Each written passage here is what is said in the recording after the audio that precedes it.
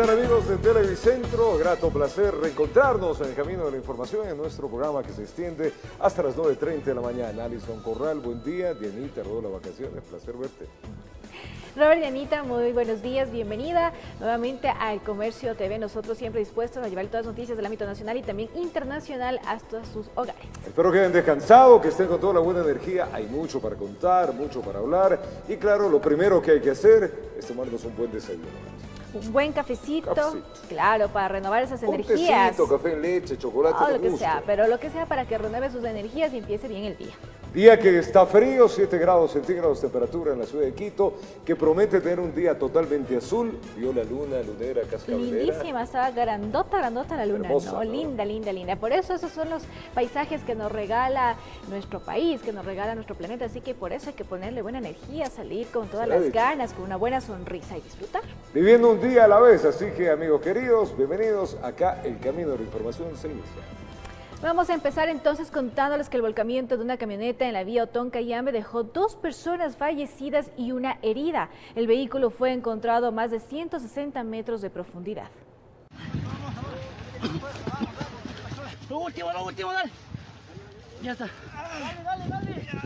Solo el chofer debe saber lo que pasó, si de pronto se quedó dormido, tomó mala curva o iba muy rápido, pero lamentablemente, según las averiguaciones, murió en el accidente de tránsito. Es decir, se fue con la verdad a la tumba. Aparentemente perdió pista y la camioneta doble cabina se fue al fondo del abismo. Por suerte, alguien vio el volcamiento y avisó a los organismos de socorro. Equipo de rescate del Cuerpo de Bomberos de Cayambe fue el primero en llegar al auxilio. Recibimos una llamada más o menos a las 19:35, quien nos informaban que un vehículo aparentemente había caído en el fondo de una quebrada. Ya está. Dale. En medio de la oscuridad, ayudadas con linternas, descendieron en busca de personas heridas y confirmar si habían sobrevivientes a semejante caída. En la parte baja se encontraron con una mujer, aún con signos vitales. Fue la primera en ser evacuada. Aunque las tareas demoraron, lograron trasladarla a una casa de salud con vida. La cual fue extraída directamente con ayuda de las unidades tipo ambulancia, sea trasladada al centro hospitalario. En el lugar rastrearon el sitio por donde bajó la camioneta. En la escena aparecieron 2 hombres, lamentablemente ya no tenían signos vitales. El paramédico confirmó el deceso de los otros ocupantes del vehículo. Aparentemente viajaban 3 personas. Mayores de edad, las cuales obviamente se tuvo que hacer el debido trabajo para la recuperación de los cuerpos y poder extraerlos, ¿no? El trabajo duró aproximadamente hasta las 4 de la mañana por la situación crítica de la quebrada. Por lo irregular del terreno, poco más, y el nuevo día sorprende a los rescatistas en un trabajo sin descanso, informó Iván Casamen. En Guayaquil, una persona resultó herida luego de un accidente de tránsito entre una tricimoto y un vehículo liviano. Los representantes de la ATM se manifiestan respecto a este tema. Veamos. El accidente se suscitó en el sector sur de Guayaquil, específicamente en el Guasmo. Aquí, aparentemente, un vehículo habría alcanzado a una tricimoto, quedando el conductor herido. Allá por la avenida Ande me ocurrió un accidente que iba de pasajero. Me impacta un carro y ya pues, y me quedé inconsciente en el momento que me impacta y me llevan al hospital y ya yo reacciono en la noche en el hospital. Hasta que recobró conocimiento como a las 7, 8 de la noche del día de la noche. ¿Usted viene a poner una denuncia bajo qué? ¿Por qué? A poner la denuncia en base a que el tipo estaba embriagado primeramente. De ahí que durante el fin de semana se presentó la respectiva denuncia. Todo se habría dado en una de las vías principales del Guasmo Sur. Por la avenida Ande, el terminal Guasmo Sur.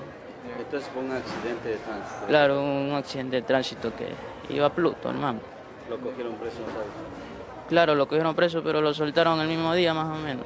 Según ATM, hay ciertas vías en donde las tricimotos no pueden rodar, es decir, que se impide el paso de estos vehículos para evitar precisamente este tipo de accidentes. Entonces, en estas vías principales no deben de circular, eso se lo estableció claramente, así se lo acordó inclusive con las varias reuniones que tuvimos con los mismos tricimoteros para que ellos se abstengan de circular por estas vías.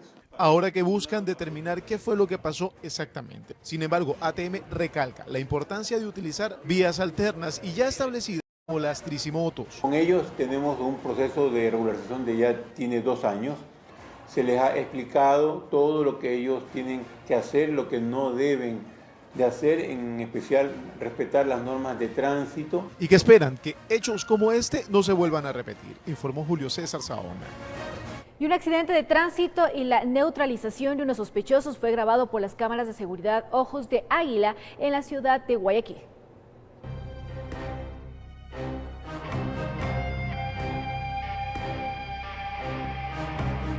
En este video de seguridad de la Corporación Ciudadana se logra divisar cómo varios sujetos tratan de huir. Esto en la avenida José María Egas.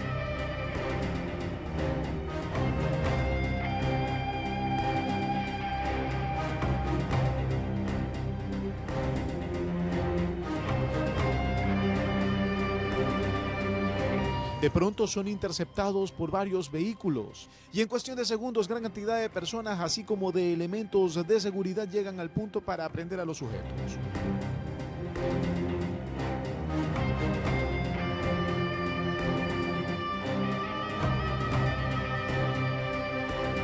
De ahí que fueron trasladados hasta la fiscalía y que desde ese punto empiezan las investigaciones.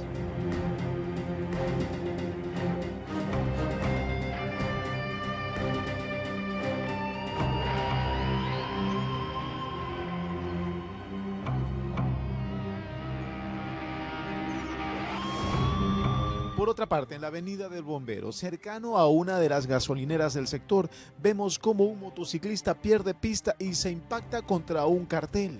Elementos del ATM llegaron al punto para socorrer a la persona herida. De ahí que se investiga qué fue lo que ocurrió en este accidente que no dejó víctimas mortales. Informó Julio César Saona. Mucha atención, la evaluación de escuelas e institutos dedicados a la formación de conductores profesionales debería ser el paso a seguir de las autoridades frente a los constantes accidentes de tránsito registrados en los últimos días. Los continuos accidentes de tránsito registrados en las últimas semanas en el país han puesto nuevamente en la palestra pública el debate de cuán preparados están los conductores profesionales. Y frente a ello, la Agencia Nacional de Tránsito lleva adelante un proceso de evaluación. Los primeros resultados arrojaron que del primer grupo de 1.400 choferes profesionales inter e intraprovinciales, 420 no aprobaron el examen, es decir, el 30%.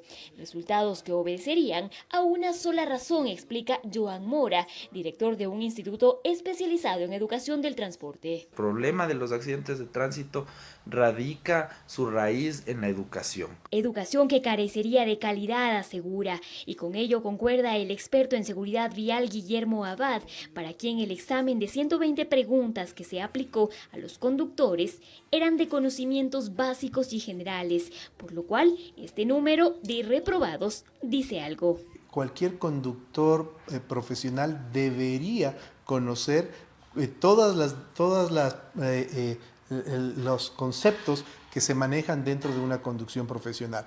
El gran problema que tenemos acá es que muchas personas saben manejar pero no conducir. Manejar es operar la máquina, es saber meter primera, segunda, tercera, cuarta, pero conducir es tener el control en la interacción de la operación de la máquina y todos los agentes externos que intervienen en el desplazamiento de este vehículo. Resultados de una evaluación que, además de conocer la preparación o no de un conductor profesional, debe llevar a las autoridades a investigar quién entregó la licencia y así iniciar el siguiente proceso, expresan. Las universidades, institutos y escuelas de conducción profesional que han entregado títulos tienen que entrar a una evaluación, tienen que determinarse cómo han entregado los títulos. Se deberían reevaluar las autorizaciones a tantas instituciones que a su vez ni siquiera son algunos institutos, o sea, se han aprobado a empresas privadas que se asocian con los institutos. Esto además de que se debería reformar el tiempo en el cual una persona se prepara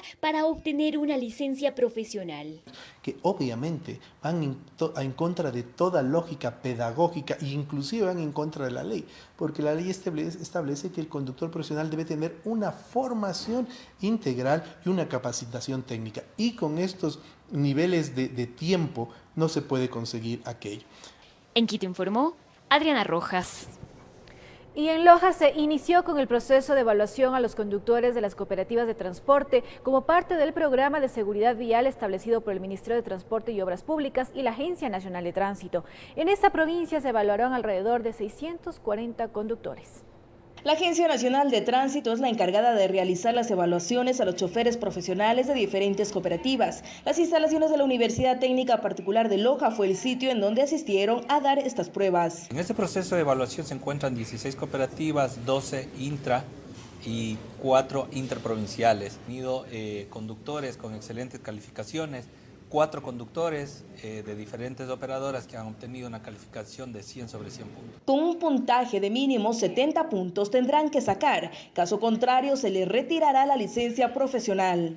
El Estado por otra parte y la ciudadanía por otra parte, los tres sectores involucrarnos para tratar que esta temática salga en favor del usuario, que es el que ocupa los buses inter e intraprovinciales. El presidente de la cooperativa Loja manifiesta que este proceso ya estaba destinado a darse y que todos los conductores tienen que rendir estas pruebas. Hasta el momento yo tengo la verificación de algunos compañeros, el reporte de que satisfactoriamente en la mañana se presentaron en el primer grupo de 8 de la mañana alrededor de 21 compañeros de la cooperativa Loja. Esta evaluación está disponible hasta el 28 de octubre en las instalaciones de la Universidad Técnica.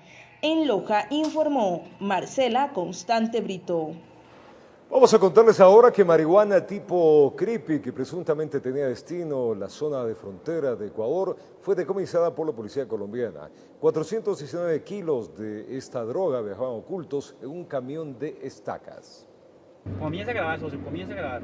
Les llegó la denuncia y no perdieron tiempo. Agentes antinarcóticos de la policía colombiana organizaron un operativo de control en la carretera. Esperaban el arribo de este camión. Sabían que transportaba un millonario cargamento de droga y había que cerrarle el paso. En el cajón camuflado con cajas de cartón encontraron los paquetes de marihuana tipo creepy, que según información de inteligencia debía llegar hasta la frontera con Ecuador. El desarrollo del plan de choque contra el delito, el que la hace la paga, logramos la materialización de estas 5 operaciones en las últimas horas en contra del sistema ilícito de las drogas.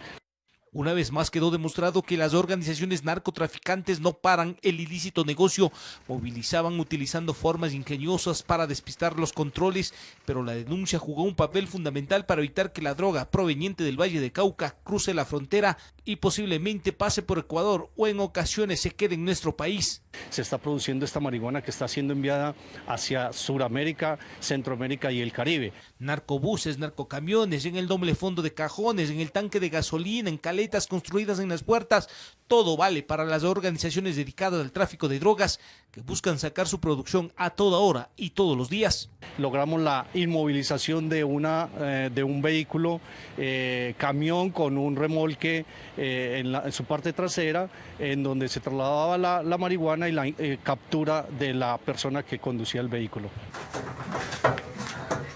En la misma zona decomisaron un camión que transportaba 325 galones de ácido sulfúrico utilizado para la oxidación de la cocaína que tenía que llegar hasta los laboratorios ubicados en Tumaco y Nariño, informó Iván Casamen. Y el Ejército Nacional de Colombia encontró un depósito ilegal de armas que pertenecía al Frente Oliver Sinesterra liderado por alias Guacho.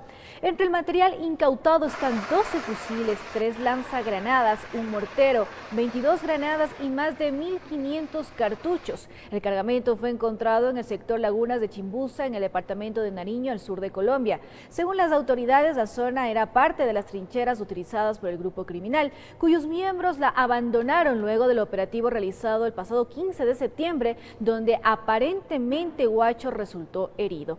Hasta el momento, el paradero del hombre más buscado de Ecuador y Colombia es incierto.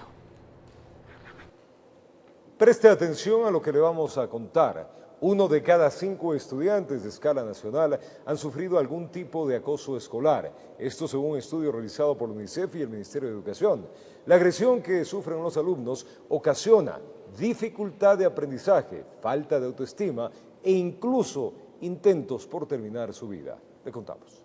A su hijo le destrozan la nariz, le rompen el orbital del pómulo, le ponen 2 placas, le ponen una malla de titanio en el pómulo y eso prácticamente le complica su existencia de aquí hasta para toda la vida. Que le saben gritar, pongamos a personas que son más morenitas, oye negro, o racismo, o si no a los chicos 4 ojos, o los apodos le gritan. Este es uno de los testimonios de tantos que se producen en nuestro país cada año. Según el Ministerio de Educación, desde el 2014 hasta la fecha, se han registrado 1.462 casos de acoso escolar a escala nacional. Y aunque las autoridades investigan las causas, en los últimos meses al menos 2 estudiantes, al parecer, han perdido la vida por esta razón. Hubo un caso que fue de conocimiento público en el ciclo Costa de una niña que falleció. Ese caso aún sigue en investigación y sabemos también de otro caso de un niño que había decidido quitarse la vida y dejó una carta mencionando que era por un tema de acoso escolar, ¿no? UNICEF, en coordinación con el Ministerio de Educación y la organización Visión Mundial, realizaron un estudio en 126 instituciones educativas, públicas y privadas, a más de 5.500 alumnos de entre 11 a 18 años de edad, el cual determinó que el acoso escolar afecta al 23% de la población estudiantil. La violencia reiterativa, la intencionalidad de la agresión y el menosprecio al individuo son las constantes en todos los casos. Nosotros sabemos que los niños que han sido víctimas de violencia pueden ser también más propensos en su día, cuando sean adultos, a ser violentos ellos mismos. Entonces, desafortunadamente se aprende desde pequeño. Varios expertos señalan que el detonante para que un niño o un joven agreda nace de entornos violentos, pues de acuerdo a cifras oficiales, aproximadamente el 60% de los estudiantes más de una vez han visto peleas en sus hogares. En muchas ocasiones pensamos que el niño tiene el problema o tiene la dificultad, pero es importante saber que el entorno familiar, los padres, si es que no tienen un autocontrol, una autoestima orientada a poder dar buenos ejemplos, vamos a tener consecuencias de hijos agresivos o hijos rebeldes. El acoso escolar produce, entre otras cosas, dificultades de aprendizaje, temor, depresión, trastornos alimenticios y falta de autoestima. Generalmente está reflejando la inestabilidad que tiene en su hogar. Nosotros estamos hablando de un 80% por lo menos de niños que vienen con dificultades. Es importante comprender que la tarea de educar a un niño es responsabilidad de los padres, la cual se complementa en las aulas de clase. En el siguiente reportaje abordaremos algunas de las estrategias de prevención para evitar el llamado bullying escolar, informó Sofía Vintimilla. Y es momento de irnos a una pausa comercial, amigos televidentes. Para retornar les contamos que familiares del equipo periodístico del Comercio se alistan para viajar a Denver, Estados Unidos, y rendir su versión ante la Comisión Interamericana de Derechos Humanos sobre la muerte de los comunicadores. Un total de 276 serán las organizaciones políticas que participarán en los comicios electorales del 2019. Esto les estaremos contando al retornar en los noticieros de Televicentro, 7:12 en la mañana, 6:12 allá en Galápagos.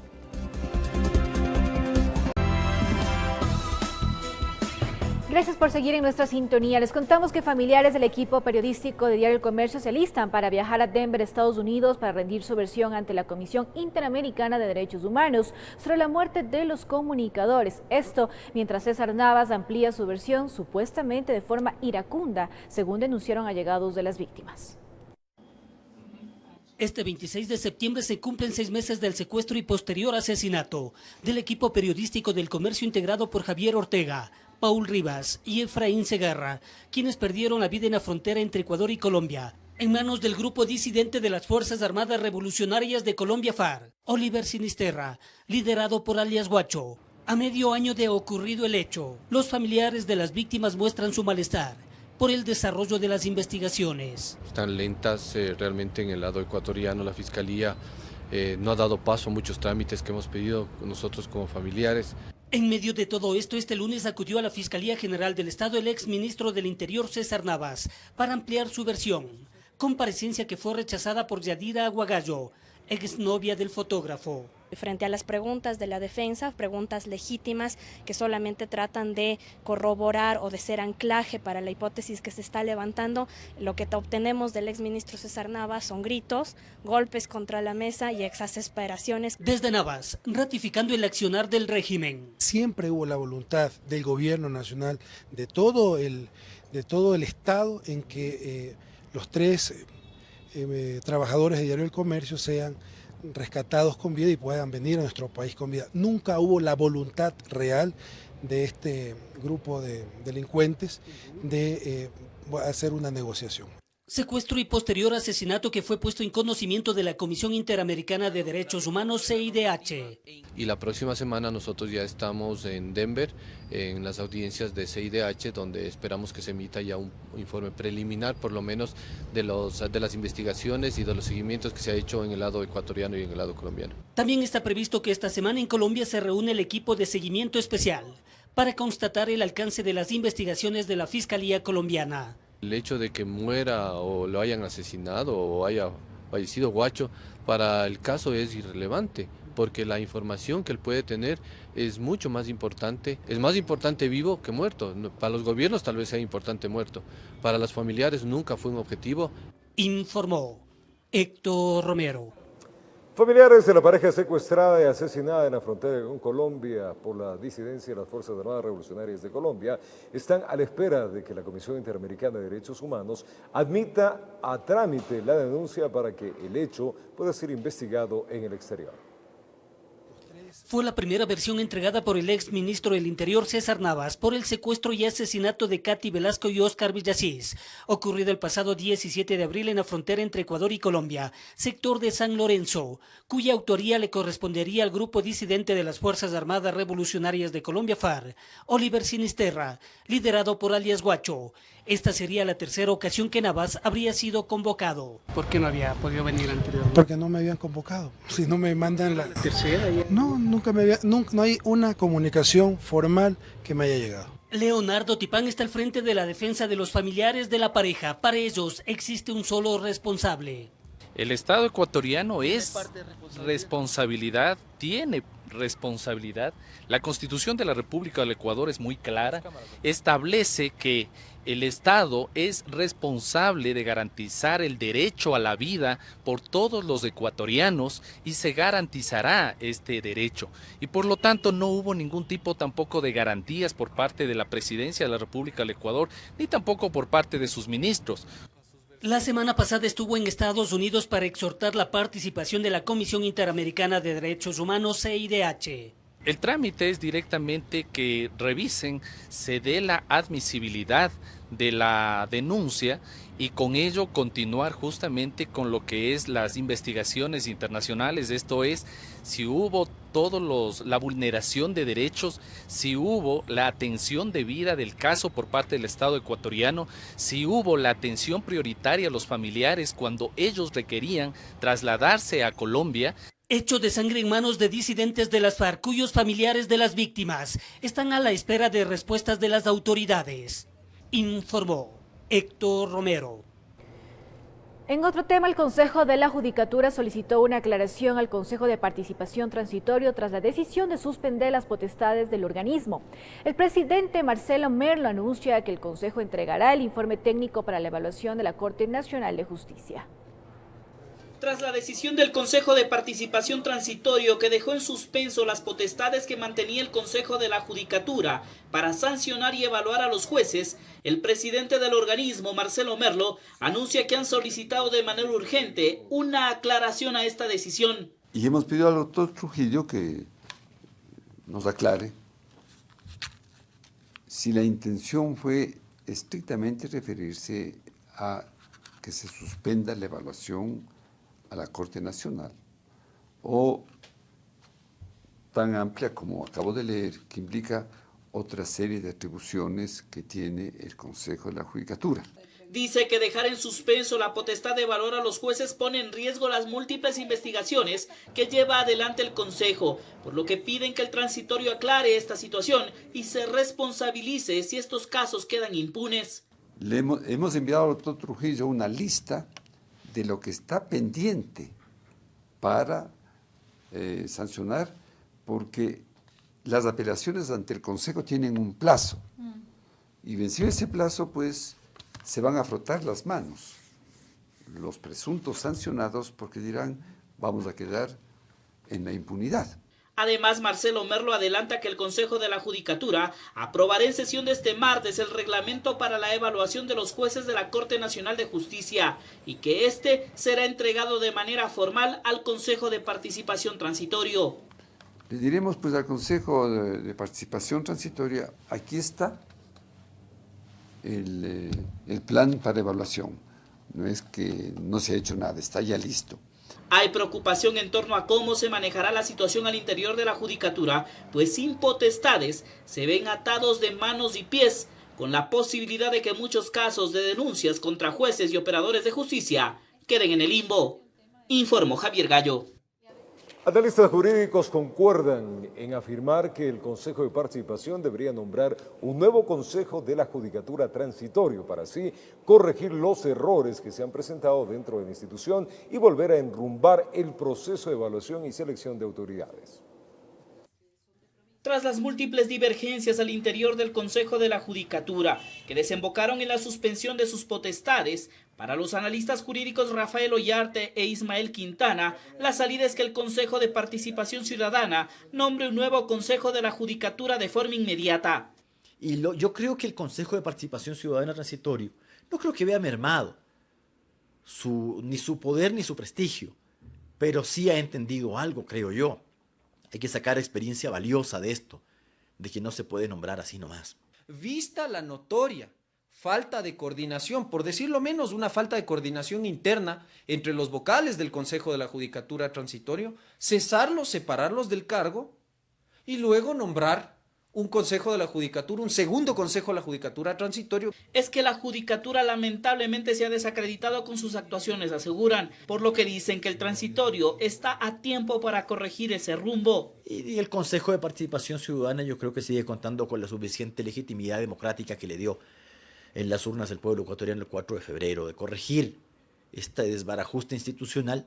Bueno, se ha cometido un error, la gente comete errores, todos lo hacemos, pero tenemos una obligación, no lamentarnos del error, sino corregirlo. Ponemos un Consejo de la Judicatura transitorio nuevo, arranca los procesos de evaluación, por lo menos aprobar los reglamentos, las normas que van a regir, con los parámetros para saber qué se va a evaluar, y para que luego venga el nuevo consejo y continúe con el proceso de evaluación. Yo no le veo ningún problema.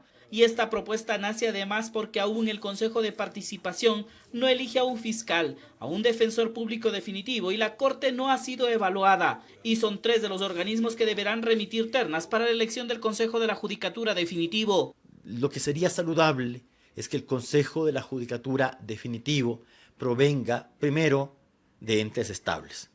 Que yo tenga a los titulares de la Fiscalía y de la Defensoría Pública, que son órganos nombrados por concurso por el Consejo de Participación Ciudadana. Primero nombre eso. Como uno dice coloquialmente, póngase primero las medias y luego se pone los zapatos. Parece que acá nos ponemos al revés. Estamos tratando de solucionar un problema grave, como es el deficiente y vergonzoso manejo interno del Consejo de la Judicatura Transitorio, ahondando y agravando más el problema. Que la salida es una renuncia de los actuales vocales y que esto daría vía libre para colocar un nuevo transitorio y así corregir este error que el Consejo de Participación está aún a tiempo para enmendar, informó Javier Gallo. Y el colectivo Víctimas del 30S solicitan al Consejo de Participación Transitorio que le permita al Consejo de la Judicatura Transitorio evaluar a la Corte Nacional de Justicia, tal y como lo señala la ley. Pues dicen que al retrasar esta acción se está desactivando una herramienta jurídica importante para sancionar a quienes habrían transgredido la ley. Preocupados. Así es como dicen estar los integrantes de la Asociación de Víctimas del 30S. Y así fue como llegaron hasta las instalaciones del Consejo de Participación Ciudadana, con el objetivo de entregar una carta al presidente de este organismo transitorio, Julio César Trujillo. En ella exigen que se habilite al Consejo de la Judicatura Transitorio para que evalúe a la Corte Nacional de Justicia, una acción que fue descartada el pasado 19 de septiembre. Consejo de Participación Ciudadana, desde nuestro punto de vista, lamentablemente y de manera apresurada, tomó la decisión de quitar la facultad, evaluar, a ascender, a sancionar a los funcionarios del sistema judicial. Que la decisión tiene dramáticas consecuencias en contra, por ejemplo, de su colectivo. Todos esos expedientes que se solicitó sumarios administrativos disciplinarios quedan en suspenso, quedan a la espera de que el nuevo Consejo de la Judicatura Permanente retome esas responsabilidades, lo cual nos parece absolutamente inaceptable. Además apuntan a que la terna que debe enviar la Corte Nacional de Justicia para la posesión del Consejo de la Judicatura Permanente no debe nacer de los actuales jueces que la conforman. El país está absolutamente consciente que esta Corte Nacional de Justicia no es idónea para enviar esa terna. Dicen que se debe actuar de inmediato. En Quito informó Andrea Orbe. Es tiempo de contarles que un total de 276 organizaciones políticas participarán en los comicios electorales de este 2019. El Pleno del Consejo Nacional Electoral analizó 77 informes, de los cuales más de 50 fueron aprobados. El titular del organismo indicó que el CNE transitorio aprobó a 102 informes, movimientos y partidos políticos durante el periodo que lleva en funciones. Le contamos. 53 organizaciones políticas fueron aprobadas este lunes para participar de los comicios electorales del próximo año. En total, el Pleno del Consejo Nacional Electoral Transitorio dio a conocer que existirían 276 movimientos y partidos políticos que actuarán con sus candidatos en 2019. En el caso del movimiento Construir, aprobaron por unanimidad los 5 consejeros en vista de que hemos cumplido con los 14 requisitos que nos piden para ser movimiento político provincial. Este movimiento fue uno de los 53 aprobados por el Pleno del Consejo Nacional Electoral Transitorio. Sin embargo, de los 77 informes que revisaron, 14 organizaciones políticas fueron reprobadas. Sí, algunos movimientos y partidos políticos no han cumplido con el número de firmas mínimo para poder acreditarse.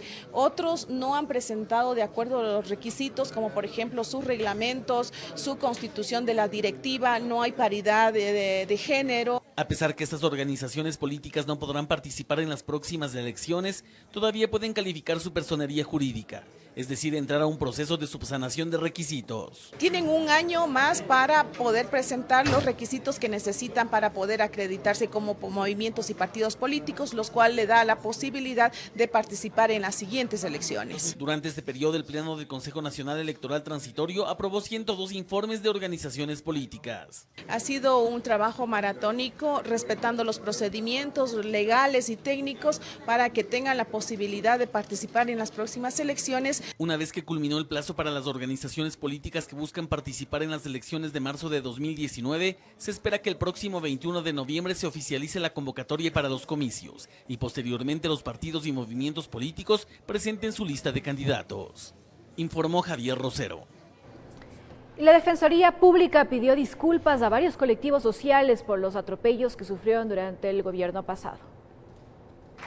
El colectivo Yasunidos, los 10 de Luluncoto y Fundamedios, en representación del gremio periodístico, recibieron las disculpas públicas que ofreció la Defensoría del Pueblo como una forma de admitir errores en la gestión de esta institución durante la última década. Estamos haciendo a través de este acto un reconocimiento del silencio institucional que mantuvo la institución, de la falta de eficacia para dar una respuesta oportuna y apegada justamente a las competencias constitucionales en estos 3 casos que consideramos que son casos emblemáticos. Gina Benavides, quien actualmente preside el organismo, dice que en la revisión de los expedientes pudieron constatar la falta de acción por parte de la Defensoría del Pueblo. La Defensoría del Pueblo carecía de independencia y autonomía. Ha habido muertes, asesinatos, ha sido acosos, sabotajes, todo tipo de repercusiones, incluso familiares, precisamente por defender los intereses económicos a gran escala, ¿no? Entonces es un gran primer paso. Creo que para los compañeros 10 de Luluncoto es lo mínimo que se puede hacer después de haber sido perseguidos durante 10 años implacablemente. Y esto hay casos como los de Saraguro, como los de Cotopaxi, como en Chimborazo. La Defensoría asegura que estas disculpas van a ir más allá del discurso. Estamos acompañando estas disculpas con medidas concretas de un proceso de revisión interna sobre qué pasó en estos procedimientos y si hay que poner las sanciones correspondientes se las pondrá. Además, como parte de las acciones que plantean, proponen que la Asamblea Nacional apruebe la Ley Orgánica de la Defensoría del Pueblo como base del cambio en esta institución. Creemos que el marco normativo nos puede ayudar a esto. Estamos tratando también en los casos que tenemos de poder irlos resolviéndolo. En esta ceremonia también estuvieron presentes varias autoridades en calidad de testigos. La verdad es parte de la reparación. Las disculpas públicas son parte de la reparación, pero por ejemplo cuestiones económicas nosotros no podemos decidirlas si no es con una resolución de un juez. Informó Carolina Basante. La Confederación Nacional de Servidores Públicos anunció que irían a huelga de hambre si las autoridades de trabajo no aplican los manuales de puestos para el personal de nombramiento. Según ellos, exigen justicia y equidad, ya que quienes ingresan bajo contrato tienen sueldos superiores, mientras que ellos, desde el año 2010, han mantenido sus salarios en una escala baja. Una delegación de esta confederación fue recibida este día lunes en el Ministerio de Trabajo. Venimos a pedir justicia y equidad, que se apliquen los manuales de puestos para los servidores públicos de nombramiento permanente que durante años no hemos sido tomados en cuenta y sí en ese caso los contratados. A ellos ingresan con remuneraciones altas de 1.412, 1.676 o más y los de nombramiento permanente seguimos desde el año 2010, 12 o 14 con 585 o 612. ¿Por qué a ellos sí y por qué a nosotros no? Hemos venido en el diálogo con el gobierno 17 meses con el actual y solo es de mesa de diálogo, pero sin resultados definitivos. Hoy vamos a decirle y vamos a encontrar una solución. Si no nos dan inmediatamente a algunos sectores la clasificación de puestos, que es la aplicación, ¿no es cierto?, del manual, nosotros entraremos a una medida de hecho en la que será la huelga de hambre. Esta sería a partir de octubre la huelga nacional de los servidores públicos. El presidente ecuatoriano Lenín Moreno, en su discurso en la ONU, en la denominada Cumbre de Paz, que conmemora el centenario del nacimiento de Nelson Mandela, instó a los países miembros a dialogar para resolver cualquier conflicto e impulsar de esa manera la paz. Es un honor conmemorar aquí. Líderes mundiales y representantes de estados y gobiernos se congregaron este lunes 24 de septiembre en la sede de la Organización de las Naciones Unidas en Nueva York, Estados Unidos, a propósito de la Cumbre de la Paz de Nelson Mandela, donde el presidente ecuatoriano recalcó que todo conflicto se puede resolver hablando. La mejor alma, siempre lo dijo, es sentarse y hablar, porque ningún problema es tan profundo que no pueda ser superado si hay voluntad de todas las partes a través de la discusión y la negociación, en lugar de utilizar la fuerza y la violencia. El discurso del mandatario ecuatoriano estuvo enfocado en la paz mundial, por lo que abordó temáticas como la pobreza, opresión, dignidad humana, desigualdad, entre otros. Ya que superar la pobreza no es un gesto de caridad, es un acto de justicia, como usted lo decía. Gracias, gracias maestro de la paz, porque de usted aprendimos que nuestra tarea no es liberar a los oprimidos, sino liberar a los opresores. El presidente Moreno ratificó además su compromiso para construir naciones nuevas e instó a los representantes de las otras naciones a edificar y mantener una sociedad multicultural. Gracias, gran Mandela, por ese legado que debemos construir y mantener. Una sociedad multicultural, diversa, donde cada hombre, mujer y niño sean tratados igualmente. La ecuatoriana María Fernanda Espinosa, presidenta de la Asamblea 73 General de la ONU, fue quien presidió e inauguró este evento, donde los países miembros adoptaron una declaración política en la que los líderes se comprometen a redoblar esfuerzos para construir un mundo pacífico, próspero y justo. Tras la cumbre, el mandatario ecuatoriano se reunió con su homólogo de Cuba, Miguel Díaz-Canel. Informó Patricia Aldaz. Preste atención con lo que le vamos a contar. El índice de riesgo país de Ecuador se redujo a 632 puntos, el número más bajo reportado en los últimos 2 meses. Analistas económicos reaccionan hasta esta baja considerada que la misma no es muy significativa para impulsar la economía. Veamos. En los últimos 2 meses, el indicador de riesgo país de Ecuador varió entre los 700 puntos, alcanzando picos altos de 762, cifras que hasta la fecha han disminuido, localizándose hoy en 632, reducción que para el economista Pablo Dávalos obedecería a la toma de decisiones puntuales por parte del gobierno. ¿Cuáles son esas decisiones? En lo fundamental, haber pagado, por ejemplo, a Petrobras el laudo arbitral de más de $300 millones, no generar mucho problema con respecto al laudo arbitral de Chevron en el caso ecuatoriano. La señal es clara. El presidente, entre su política social, por ejemplo, y su política de satisfacer los laudos arbitrales, el presidente opta por satisfacer laudos arbitrales. Aunque para el analista económico Wilson Araque, la reducción del riesgo país va por otro lado. Ya ha venido dando señales de alguna manera ir optimizando el gasto público, ir priorizando el tema de las inversiones. El riesgo país es un indicador de las posibilidades que tiene una nación de cumplir en los términos acordados los pagos de su deuda externa, entre otros factores. Ambos analistas concuerdan en que la reducción que registra Ecuador no es muy significativa. Ha reducido, pero el momento en que el país quiera salir a buscar financiamiento, porque si quisiera pedir un nuevo préstamo afuera, lo que le van a todavía tener ustedes tasas de interés elevadas y plazos cortos, que en cambio en países vecinos como Colombia y Perú resulta que ellos, al tener un nivel de riesgo país menor, ellos consiguen financiamiento en mejores condiciones. Podría significar que el Ecuador, si emite papeles, esos papeles en los mercados internacionales, esos bonos, podrían tener una baja tasa de interés. Y es que la reducción del riesgo país no avanza como se quisiera, porque en los mercados financieros internacionales existiría la expectativa en torno a si las reformas económicas que lleva adelante el gobierno van a generar los efectos esperados, además de que existiría incertidumbre frente al proceso de reinstitucionalización del país, asegurará que. Por ejemplo, en todo el trabajo que viene haciendo el Consejo de Participación Ciudadana y Control Social, en donde no olvidemos que ahí se eligen a los superintendentes, se eligen al fiscal, al Consejo de la Judicatura y otros funcionarios, que al final, si usted quiere, son como una especie de los árbitros, que son los árbitros de poner en ejecución las leyes que tiene el país. En Quito informó Adriana Rojas. Es tiempo de hacer una pausa y al retornar, decía, es tiempo de hacer una pausa y al retornar en Riobamba, una joven de 23 años de edad aparece muerta dentro de una cisterna de agua de una discoteca. Vamos a contarles ahora que en Riobamba una joven de 23 años apareció muerta dentro de una cisterna de agua de una discoteca. Esta extraña muerte es investigada ya por las autoridades. Veamos. La presencia del carro de medicina legal alertaba la tragedia. Dentro de esta discoteca ubicada en el centro de Riobamba yacía el cuerpo sin vida de una joven mujer de 23 años de edad, quien se presume se habría caído dentro de una cisterna el pasado sábado. El señor padre le encuentra a la menor, a la chica, porque ingresa al lugar donde ella estaba. Estábamos con el agente, el padre le vio.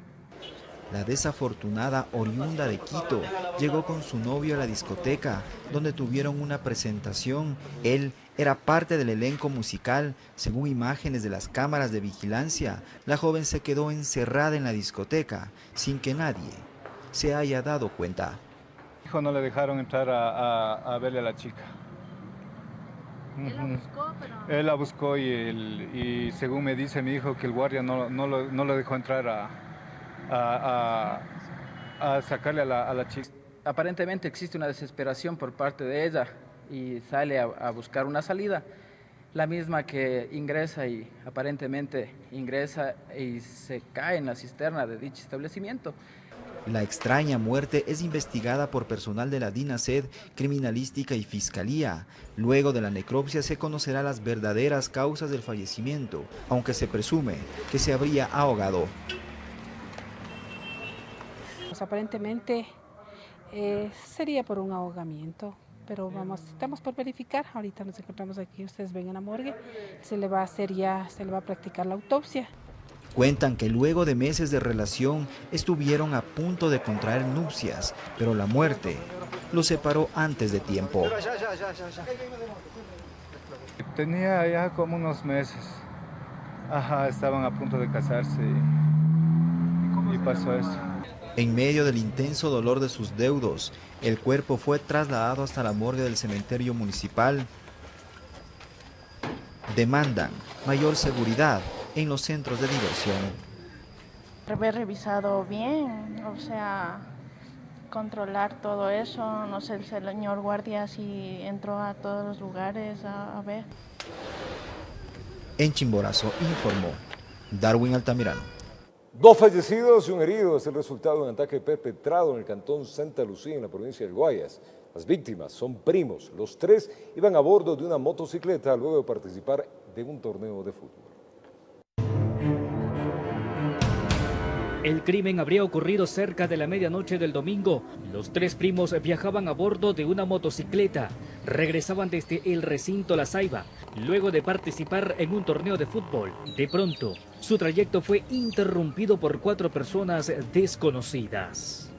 Quienes se movilizaban a pie, quienes para poder parar la marcha les habrían realizado varios disparos con estas cartucheras. El cuerpo de José Francisco Navas, de 27 años, fue localizado sobre la vía de tercer orden, en el mismo sitio donde los interceptaron. El segundo de los primos, Josué, de 26 años, logró correr en medio de la confusión hasta pedir auxilio. Quien presenta una herida similar al paso de proyectil de arma de fuego a la altura de la mejilla derecha. Una vez que recibió ya los primeros auxilios fue sedado y por la herida que presenta fue trasladado hasta el hospital Guayaquil a que reciba atención especializada. La tercera de las víctimas es Kevin Silva Navas, de 22 años. Durante el levantamiento del primer cadáver se desconocía sobre su paradero, pero fue alrededor de las 6 de la mañana cuando agricultores de la zona reportaron el hallazgo de su cadáver a una distancia aproximada de 500 metros desde el sitio donde fueron baleados. Teníamos toda la esperanza de encontrarlo. Lo estuvimos buscando como más de 2 horas y no lo hallamos como a las 6 de la mañana ya. Al interior de un arrozal, en el lugar presumiblemente murió desangrado porque presenta una herida igualmente de arma de fuego a la altura del tórax, lado izquierdo. Nacidos en el recinto San Jacinto del cantón Santa Lucía, hasta ese lugar trasladaron sus cuerpos para recibir cristiana sepultura. José Francisco deja a 4 hijos menores de edad, mientras que Kevin tenía poco tiempo de haberse comprometido. Yo quiero que ellos paguen por lo que hizo, por cualquiera que le hizo. Las víctimas se ganaban la vida como jornaleros en los sembríos de la zona. Las primeras investigaciones por parte de la DINASED giran en torno a un posible robo, aunque se busca determinar si existe algo más detrás de este ataque mortal. Por no haberse encontrado la motocicleta en la cual se movilizaban, se podría presumir que el móvil sería el robo.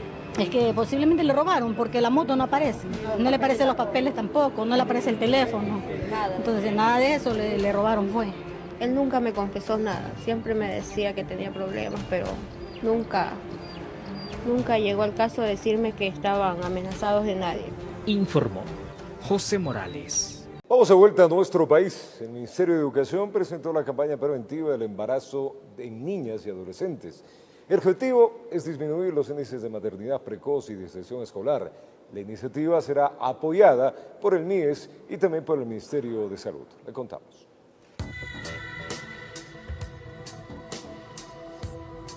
Cada hora en Ecuador, 6 adolescentes de entre 15 a 19 años de edad se convierten en madres. Solo entre el 2015 al 2018, 6.487 estudiantes de escala nacional desertaron de las aulas, la mayoría por un embarazo precoz. Debido a estas alarmantes cifras, el Ministerio de Educación, en coordinación con las carteras de Salud e Inclusión Social, presentaron la campaña preventiva del embarazo en niñas y adolescentes. Según datos de los docentes de planteles en todo el país, el desconocimiento o la vulneración de los derechos son las principales causas. Una niña de 8º curso, primer curso antes, esta niña al principio no sabía ni qué le pasaba, simplemente comenzó a tener náuseas en las mañanas. Se le hizo el examen a la médica del colegio y estaba embarazada.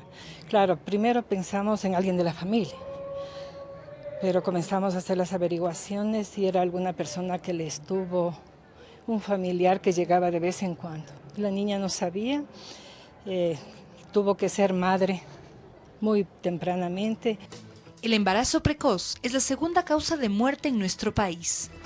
De acuerdo al MIES, desde el 2015 existe un 13% de incremento de madres adolescentes en Ecuador, por lo cual la nueva campaña busca reformar la normativa vigente. Queremos volver a revisar algunas acciones en el Código de la Niñez y la Adolescencia, prácticamente relacionadas con el abuso sexual que hemos visto mucho este último tiempo. Para el Ministerio de Educación es importante proporcionar información adecuada a los alumnos que les permita tener la capacidad de elegir y así lograr sus metas. De otro lado, también un fortalecimiento de derechos. Una joven, una niña que lastimosamente, digo lastimosamente porque conlleva un conjunto de riesgos para la salud y también para el abandono del sistema educativo, que está embarazada, tiene los absolutos derechos de seguir en sus unidades educativas, de continuar sus estudios. Enseñamos que lo que tienen que aprender a decir es no, no solamente basarse en los anticonceptivos, sino aprender a decir no. La colaboración de los padres será fundamental para que la prevención rinda frutos, pues esta no es solo una problemática en Ecuador. Cada año en el mundo se embarazan cerca de 16 millones de adolescentes y aproximadamente 1 millón de niñas, informó Sofía Vintimilla.